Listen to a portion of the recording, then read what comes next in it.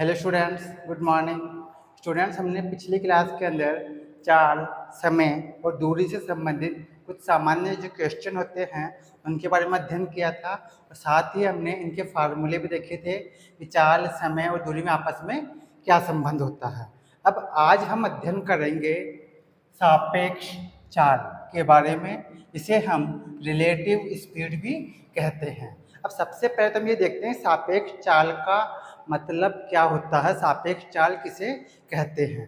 तो जब कभी भी आपको दो व्यक्ति या दो वाहन की चाल दी गई हो, मतलब दो व्यक्तियों की अगर आपको स्पीड पता हो, तो उन दोनों व्यक्तियों की स्पीड से हम एक स्पीड याद करते हैं जिसे हम बोलते हैं सापेक्ष चाल। ठीक है, दो चालों के संयोग से जो हम एक चाल याद करते हैं जिसका संबंध दोनों व्यक्तियों से होता है उसे हम सापेक्ष चाल कहते हैं। अब ये सापेक्ष चाल हम ज्ञात करते हैं वो दो तरह से ज्ञात कर सकते हैं, दो प्रकार से ज्ञात की जाती है। अब दो प्रकार से कैसे ज्ञात करते हैं भाई, देखिए। अब भाई दो व्यक्ति है, पहली फर्स्ट एक ही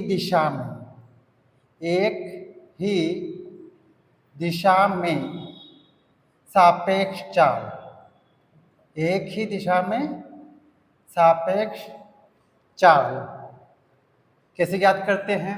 जब आपको दो व्यक्तियों की चाल दी हुई है तो मान लेते हैं एक व्यक्ति की चाल x है और दूसरे व्यक्ति की चाल y है, तब हम दोनों चालों में आपस में घटाव करते हैं, मतलब दोनों में सब्ट्रैक्शन कर देते हैं। ये सब्ट्रैक्शन क्यों करते हुए बताऊंगा मैं आपको। अब पहले हम आते हैं सेकंड स्टेप पर, ठीक है, अभी बताएंगे हम आपको इसमें घटाव क्यों करते हैं। अब ये तो हो गई एक ही दिशा के अंदर सापेक्ष चाल, किसमें, एक ही दिशा में, जब दोनों व्यक्ति या दोनों वाहन एक ही दिशा में जा रहे हो, मतलब एक के पीछे एक जा रहे हो तब। अब सेकंड स्टेप आती है जब अगर आपस में विपरीत दिशा हो, अलग अलग दिशा हो, तब सापेक्ष चाल कैसे ज्ञात करते हैं। क्या लिखेंगे अपन, विपरीत दिशा, मतलब एक पूरब में तो एक पश्चिम में, तो विपरीत दिशा में सापेक्ष चाल यानी रिलेटिव स्पीड जब आपको ज्ञात करनी हो तब क्या करते हैं, दोनों चालों का योग कर देते हैं, x प्लस वाई। मतलब अगर अलग अलग दिशा हो तब हम दोनों चालों का योग करके सापेक्ष चाल ज्ञात करते हैं, जबकि अगर एक ही दिशा हो तब हम दोनों चालों में घटाव करके सापेक्ष चाल ज्ञात करते हैं। अब सवाल ये उठता है भाई, एक ही दिशा में हम घटाव क्यों करते हैं, इसका कारण क्या है वो भी आप समझ लीजिए। मान लीजिए यहाँ पे एक ये ट्रेन है, वो इसी के पास में एक ट्रेन और खड़ी है, दोनों व्यक्ति है। यहाँ पर एक जो ट्रेन है इसकी चाल है 50 किलोमीटर पर आवर और जो दूसरी है दोनों एक ही स्थान से जा रही है एक ही दिशा के अंदर, इसकी स्पीड है 30 किलोमीटर पर आवर। ये दो ट्रेन है, दोनों ट्रेनें एक ही दिशा में जा रही है और एक ही स्थान से रवाना होती है, लेकिन एक की स्पीड ज़्यादा है और एक की स्पीड कम है। यहाँ पे पहली जो ट्रेन है इसकी स्पीड है 50 किलोमीटर प्रति घंटा। इसका मतलब ये हुआ कि ये एक घंटे के अंदर 50 किलोमीटर की दूरी तय करेगी, जबकि जो दूसरी ट्रेन है वो एक घंटे में 30 किलोमीटर की दूरी तय करेगी। इसका मतलब ये हुआ कि इन दोनों ट्रेनों में प्रत्येक घंटे, हर घंटे में 20-20 किलोमीटर का जो डिफरेंस है वो बढ़ता जाएगा।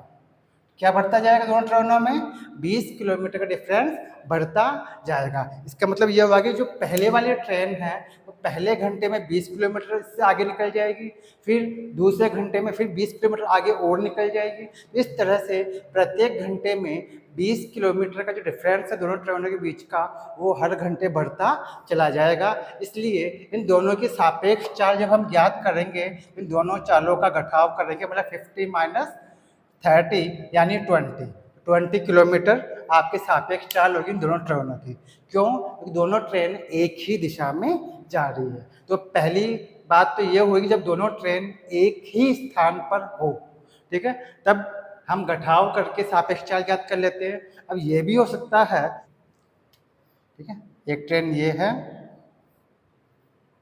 और एक ट्रेन यहाँ पर, ये दोनों ट्रेन आपके आगे पीछे खड़ी हुई है।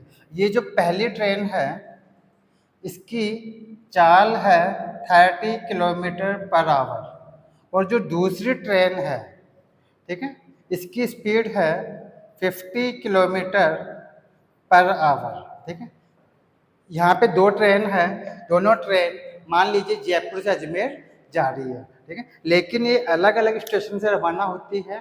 ठीक है, जाना इनको अजमेर ही है। ठीक है, लेकिन अलग अलग स्टेशन से रवाना हो रही है। ये 30 किलोमीटर प्रति घंटे की स्पीड जा रही है और ये 50 किलोमीटर प्रति घंटे की स्पीड से जा रही है। इन दोनों की दिशा एक ही है। तब भी हम इन दोनों की सापेक्ष चाल ज्ञात करने के लिए क्या करेंगे, घटाव करेंगे। तो 50 माइनस 30 करेंगे तो कितना आएगा, 20 आएगा। ठीक है, तो इसका अर्थ ये हुआ कि एक ही दिशा में चाल होने पर हम सापेक्ष चाल कैसे ज्ञात करते हैं, घटाव करके।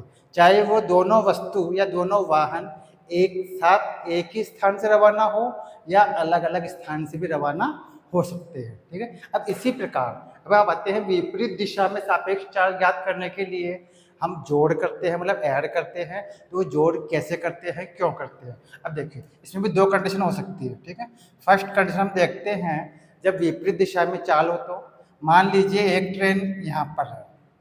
ठीक है, एक ट्रेन इसके यहाँ पर है, अपनी ये जयपुर से रवाना हो रही है और इसकी स्पीड है 50 किलोमीटर पर आवर। ठीक है, दूसरी ट्रेन मान लीजिए यहाँ पर है। ठीक है, ये अजमेर से रवाना होती है, ये रवाना होती है अजमेर से और इसकी स्पीड है 30 किलोमीटर पर आवर। यहाँ ध्यान देने वाली बात यह है कि एक जयपुर से अजमेर जा रही है जबकि दूसरी ट्रेन अजमेर से जयपुर आ रही है। दोनों आपस में आमने सामने इस तरह से आ रही है। ठीक है, तो यहाँ पर इनकी दिशा क्या है, अलग अलग है। दोनों की दिशा क्या हो गई, अलग अलग हो गई। इसका मतलब ये हुआ ये 1 घंटे में 50 किलोमीटर की दूरी तय करेगी जबकि ये 1 घंटे में 30 किलोमीटर की दूरी तय करेगी। इसका मतलब ये हुआ कि दोनों ट्रेनों की 1 घंटे में कितनी दूरी कम हो जाएगी, एक साथ 1 घंटे में कितनी दूरी कम होगी। मान लीजिए जयपुर से लेकर अजमेर तक की दूरी मान लीजिए 350 किलोमीटर टोटल दूरी है, 350 किलोमीटर है। तब इन दोनों ट्रेनों के द्वारा 1 घंटे में कितनी दूरी तय होगी, तो इनकी सापेक्ष चाल जब हम ज्ञात करेंगे, हम करेंगे 50 प्लस 30, ये सापेक्ष चाल हो जाएगी, मतलब 80 तो जाएगी 80, मतलब 1 घंटे में इन दोनों ट्रेनों के द्वारा 80 किलोमीटर की दूरी तय कर ली जाएगी। अभी 80 किलोमीटर कैसे आया भाई, इन दोनों चालों का योग करने पर। कैसे आया, योग करने पर आया। ठीक है, तो इसका अर्थ यह हुआ कि विपरीत दिशा में जब हम सापेक्ष चाल ज्ञात करते हैं तो हमें दोनों चालों का योग करना होता है। अब देखिए यहाँ पे क्या थी, दोनों ट्रेनें अलग अलग स्थान पे थी। ठीक है, लेकिन विपरीत दिशा में आ रही थी। एक पूरब से पश्चिम में जा रही है, दूसरी पश्चिम से पूरब दिशा में जा रही है। इस तरह की दिशा क्या है, अलग अलग है। अब सेकंड कंडीशन कैसे हो सकती है, यह भी हो सकता है कि मान लीजिए दोनों ट्रेनें एक साथ खड़ी हुई हो, ये पहली ट्रेन है और ये दूसरी ट्रेन, दोनों एक साथ खड़ी है, लेकिन ये तो जाती है इधर जयपुर की तरफ और ये जाती है इधर अजमेर की तरफ। ठीक है, ये जाती है अजमेर की तरफ। इसकी वही स्पीड मान लेते हैं 50 किलोमीटर पर आवर और इसके मान लेते हैं 30 किलोमीटर पर आवर। ठीक है, अब ये दोनों ट्रेनें अलग अलग दिशाओं में जा रही है। हालांकि स्टार्टिंग के अंदर दोनों ट्रेन एक ही स्थान पे थी, एक ही जगह से, एक ही स्टेशन से दोनों ट्रेन रवाना होती हैं, लेकिन एक ट्रेन अगर पूरब दिशा में जा रही है तो दूसरी ट्रेन पश्चिम दिशा में जा रही है। तो यहाँ पर 1 घंटे में दोनों के बीच कितना अंतर हो जाएगा, दोनों ट्रेन अलग अलग दिशाओं में जा रही है। ठीक है, तो ये तो 1 घंटे में 50 किलोमीटर इधर आ जाएगी जबकि ये 30 किलोमीटर इधर अजमेर की तरफ चली जाएगी। तो हर घंटे में, प्रत्येक घंटे में इनका बीच का जो अंतर है दूरी का, वो 80 किलोमीटर बढ़ता जाएगा। ठीक है, यहाँ पे अंतर क्या हो रहा था, कम हो रहा था, लेकिन यहाँ पे जो बीच का अंतर है वो बढ़ता जाएगा क्योंकि दोनों अलग अलग दिशाओं में जा रही है एक ही जगह से। तो यहाँ भी हम सापेक्ष चाल ज्ञात करेंगे तो क्या करेंगे, 50 प्लस 30। ठीक है। ये दोनों की सापेक्ष चाल हो गई। इन दोनों ट्रेनों की चाल से हमने जो एक चाल ज्ञात की है कि दोनों ट्रेनों की परस्पर आपस में दूरी कितनी बढ़ रही है या कम हो रही है, वो आपकी सापेक्ष चाल कहलाती है। जैसे स्टूडेंट समझ में आया होगा आपको कि एक ही दिशा में जब आपको सापेक्ष चाल ज्ञात करनी हो, दोनों चालों का हम घटाव करते हैं। अब एक ही दिशा में दो तरह से आपकी ये सापेक्ष चाल ज्ञात कर सकते हैं। दोनों वाहन एक ही स्थान पे हो तब भी, और दोनों वाहन अलग अलग दिशाओं में हो, मतलब अलग अलग स्थानों पर हो लेकिन एक ही दिशा में जा रहे हो तब, ठीक है। तो इन दोनों में हम क्या करेंगे, घटाव करके 20 किलोमीटर हमने ये सापेक्ष चाल ज्ञात कर ली। और इसी प्रकार अगर विपरीत दिशा में हो, दोनों वाहन विपरीत दिशा में जा रहे हो, तब हम सापेक्ष चाल कैसे करते हैं, दोनों चालों का योग करके, ठीक है। अब इस सापेक्ष चाल से जुड़ा हुआ अब हम एक एग्जाम्पल लेते हैं, एक उदाहरण लेते हैं, ताकि आपको समझ में आ जाएगा कि सापेक्ष चाल कब काम में लेते हैं और किस प्रकार से काम में लेते हैं। अब देखिए एग्जाम्पल लेते हैं हम, ठीक है। देखिए अब देखिए हमें क्वेश्चन पे आते हैं। यहाँ पर एक चोर चोरी करता है और 40 किलोमीटर प्रति घंटे की स्पीड से दौड़ता है, ठीक है। अब उसके 30 मिनट पश्चात, ठीक है, आधे घंटे के पश्चात एक पुलिसकर्मी 60 किलोमीटर प्रति घंटे की स्पीड से उसका पीछा करता है। तो बताइए पुलिसकर्मी उस चोर को कितने समय में पकड़ लेगा। अब यहाँ पे ध्यान देने वाली बात यह है कि जो चोर है, ठीक है, मान लीजिए चोर है और वो चोरी करने के पश्चात दौड़ता है 40 किलोमीटर पर आवर की स्पीड से। अब इसके पीछे इसके 30 मिनट पश्चात, कितने मिनट पश्चात, 30 मिनट के पश्चात जो पुलिसकर्मी है वो इसके पीछे दौड़ता है, ठीक है? और पुलिसकर्मी की स्पीड कितनी है भाई, 60 किलोमीटर पर आवर।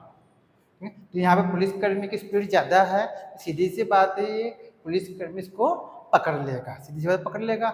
लेकिन कितने समय में ये इसको पकड़ेगा ये आपको ज्ञात करना, ठीक है। अब देखिए यहाँ पर हम लिखेंगे पहले चोर की चाल कितनी है भाई, 40 किलोमीटर पर आवर, ठीक है। और जो पुलिसकर्मी है, पुलिसकर्मी की उसकी चाल कितनी है भाई, 60 किलोमीटर पर आवर, ठीक है। अब यहाँ पे दोनों एक ही दिशा के अंदर चल रहे हैं, तो इसलिए हम जब सापेक्ष चाल ज्ञात करेंगे दोनों चालों का घटाव करेंगे तो लिखेंगे एक ही दिशा में, एक ही दिशा में सापेक्ष चाल, ठीक है। एक ही दिशा में सापेक्ष जो चाल होती है वो कैसे ज्ञात करते हैं, माइनस करके। तो लिखेंगे यहाँ पे 60 माइनस 40 यानी आपको प्राप्त हो जाएगा 20 किलोमीटर पर आवर। इसका अर्थ ये हुआ हर घंटे में उनके बीच 20 किलोमीटर की जो दूरी है वो कम होती जाएगी। लेकिन यह सवाल ये उठता है, जो चोर है वो 30 मिनट पहले ही रवाना हो गया, तो 30 मिनट में वो कितना आगे निकल जाएगा पहले, ठीक है। पहले हम ये ज्ञात करेंगे।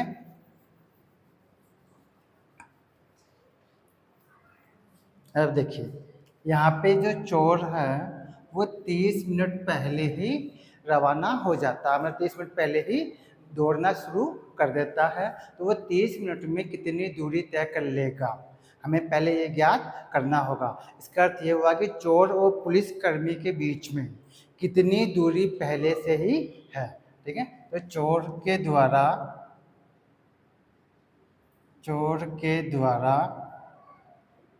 30 मिनट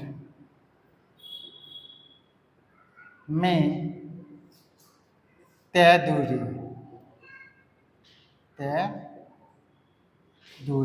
अब दूरी का फार्मूला क्या होता है भाई, दूरी का फार्मूला होता है चाल गुना समय। क्या होता है, चाल गुना समय। अब चोर की जो चाल है, जो स्पीड है वो कितनी है भाई, 40, लिख देंगे 40 इंटू समय, ठीक है। चोर के द्वारा लिया गया समय, कितना समय लिया गया, 30 मिनट। 30 मिनट के अंदर कितनी दूरी तय कर लेगा, 30 मिनट का मतलब होता है 1/2 आवर, मतलब 1/2 घंटे। यहाँ पे हम 2 का इसमें डिवाइड करेंगे, कितना जाएगा भाई? 20 किलोमीटर। इसका अर्थ ये हुआ, इसका मतलब ये हुआ चोर और पुलिस के बीच में 20 किलोमीटर की दूरी का डिफरेंस है, उनके बीच में इतना अंतर है, ठीक है। जब पुलिसकर्मी उसका पीछा करता है, उसके पीछे दौड़ता है, तब उनके बीच में 20 किलोमीटर दूरी का अंतर पहले से ही है, ठीक है। तो ये दोनों के बीच की क्या हो गई? दूरी हो गई। और ये दोनों पुलिसकर्मी और जो चोर है, दोनों की जो सापेक्ष चाल है वो कितनी है भाई? 20 किलोमीटर प्रति घंटा। अब आप क्या करना, समय ज्ञात करना है दोनों के मिलने का, मतलब उसको पकड़ने का। तो अब समय का फार्मूला क्या होता है भाई? तो समय का फार्मूला होता है, समय इक्वल टू होता है दूरी अपॉन चाल, दूरी बटे में चाल, ठीक है। इस फार्मूला हम काम में लेंगे। तो दोनों के मिलने का समय या पकड़ने में जो समय लगेगा वो समय, यहाँ पे दूरी, दूरी कौन सी? दोनों के बीच में जो दूरी है, चोर और पुलिस के बीच में जो दूरी है, उस दूरी को हम काम में लेंगे। यहाँ पे दूरी कितनी है भाई? 20 किलोमीटर। अब चाल, चाल कौन सी? दोनों की सापेक्ष चाल, मतलब पुलिसकर्मी और जो चोर है, दोनों के बीच की जो सापेक्ष चाल है, दोनों चालों से जो हमने एक चाल ज्ञात की है, वही चाल हम ज्ञात यहाँ लिखेंगे। तो यहाँ पे एक ही दिशा में सापेक्ष चाल है 20, दूरी भी 20 है और उनकी सापेक्ष चाल भी 20 है। तो यहाँ डिवाइड करेंगे, यहाँ जाएगा आपके 1 आवर, मतलब 1 घंटा। इसका मतलब ये हुआ कि पुलिसकर्मी उस चोर को फिक्स 1 घंटे के अंदर उसको पकड़ लेगा, ठीक है स्टूडेंट्स। तो अब समझ में आया होगा आपको कि हम सापेक्ष चाल किस प्रकार से काम में लेते हैं। इसी प्रकार से अगर अलग अलग दिशा हो तब हम सापेक्ष चाल दोनों चालों को जोड़ करके ज्ञात करते हैं, और एक ही दिशा में हो तो घटाव करके ज्ञात करते हैं। तो हम नेक्स्ट क्लास में फिर मिलेंगे, इसी टॉपिक को हम आगे बढ़ाएंगे, ठीक है। नमस्कार।